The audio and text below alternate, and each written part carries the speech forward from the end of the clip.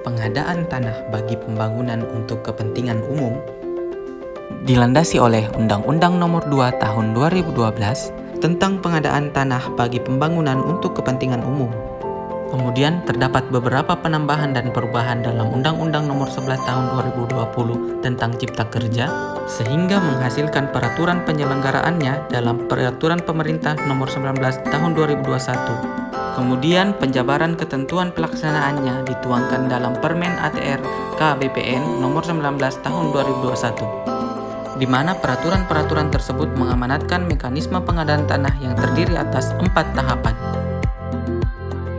yang dimulai dengan tahapan perencanaan, tahapan persiapan, tahapan pelaksanaan, hingga tahapan penyerahan hasil.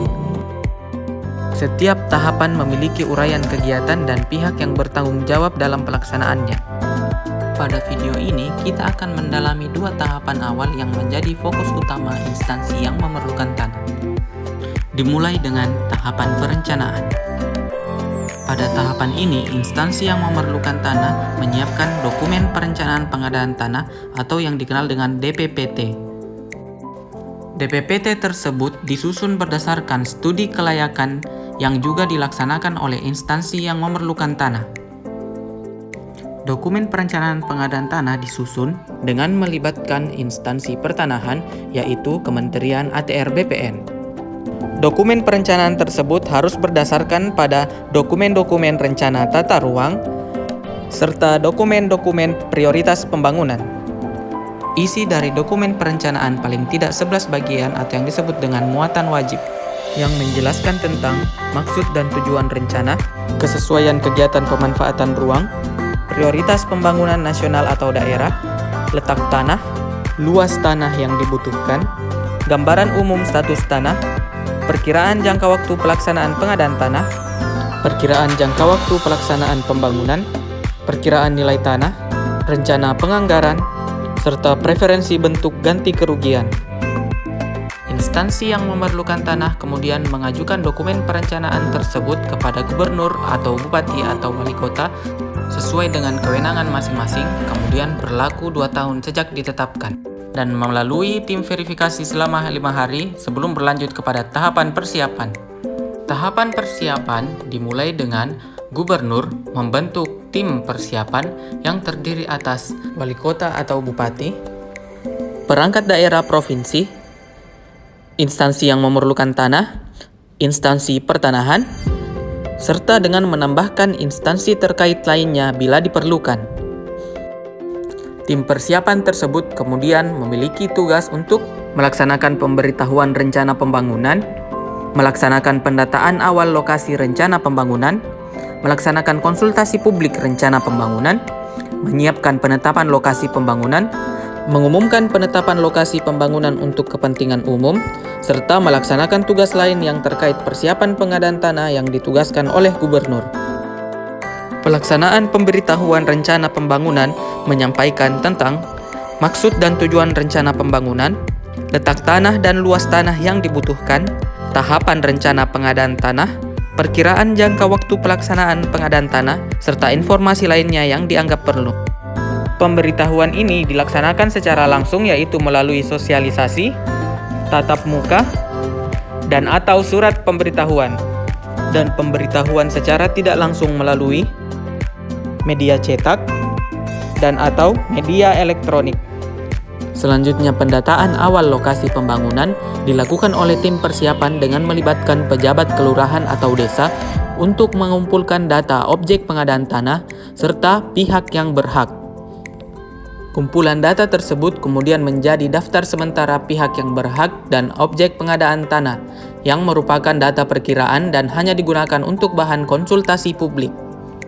Konsultasi publik dilakukan untuk mendapatkan kesepakatan lokasi dengan melibatkan pihak yang berhak, pengelola barang atau pengguna barang, serta masyarakat yang terkena dampak.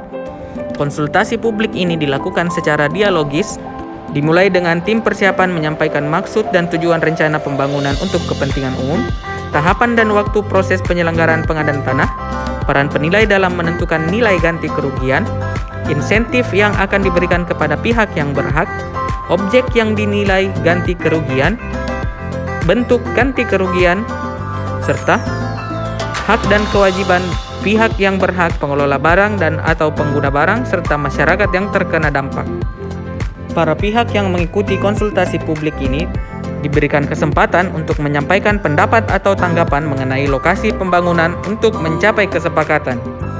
Dalam hal terdapat keberatan pada proses konsultasi publik, maka dapat dilakukan konsultasi publik ulang. Namun, bila dalam konsultasi publik ulang juga tidak terdapat kesepakatan, maka keberatan dapat diajukan kepada tim kajian keberatan yang dibentuk oleh gubernur, yang akan mengkaji keberatan diterima dan dilakukan pertimbangan relokasi atau ditolak dan tetap dilanjutkan pada tahapan penetapan lokasi. Dalam hal telah tercapai kesepakatan pada konsultasi publik, maka kesepakatan dituangkan dalam berita acara kesepakatan. Kemudian atas dasar kesepakatan tersebut, instansi yang memerlukan tanah mengajukan permohonan penetapan lokasi kepada gubernur atau bupati atau wali kota, sehingga berlanjut pada penetapan lokasi pembangunan yang diterbitkan oleh gubernur dengan melampirkan peta lokasi pembangunan yang disiapkan oleh instansi yang memerlukan tanah. Keputusan tersebut kemudian disampaikan oleh instansi yang memerlukan tanah kepada kantor wilayah ATR BPN, sehingga berlanjut pada pengumuman penetapan lokasi pembangunan untuk kepentingan umum yang dilaksanakan oleh gubernur bersama instansi yang memerlukan tanah. Pengumuman penetapan lokasi memuat nomor dan tanggal keputusan penetapan lokasi, peta lokasi pembangunan, maksud dan tujuan pembangunan, letak dan luas tanah yang dibutuhkan, perkiraan jangka waktu pelaksanaan pengadaan tanah, dan perkiraan jangka waktu pembangunan. Pengumuman penetapan lokasi dilakukan dengan cara ditempatkan di kantor kelurahan atau desa, kantor kecamatan, dan atau kantor bupati atau wali kota, serta di lokasi pembangunan. Kemudian diumumkan pada media cetak dan atau media elektronik. Atas dasar pertimbangan efisiensi, efektivitas, sumber daya manusia, kondisi geografis, serta pertimbangan lainnya, setiap kewenangan gubernur dalam tahap persiapan pengadaan tanah dapat didelegasikan kepada bupati atau wali kota. Setelah tahap persiapan tersebut, kemudian masuk kepada tahapan pelaksanaan yang dilaksanakan oleh ATR BPN dengan uraian kegiatan berikut, dan berlanjut pada tahapan penyerahan hasil dari ATR BPN kepada instansi yang memerlukan tanah.